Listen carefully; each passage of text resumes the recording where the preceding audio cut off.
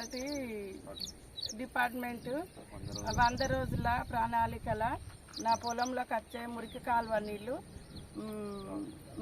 రాకుండా మంచిగా చేస్తున్నారు.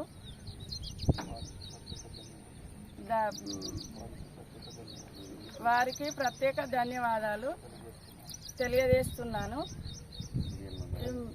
మీడియం గారికి, సిడిఎంఎం గారికి ప్రత్యేకంగా ధన్యవాదాలు. మాకు పొలంలోకి నీళ్లు రాకుండా కాలువల మురికి కాలువ నీళ్లు మంచిగా చేస్తున్నారు.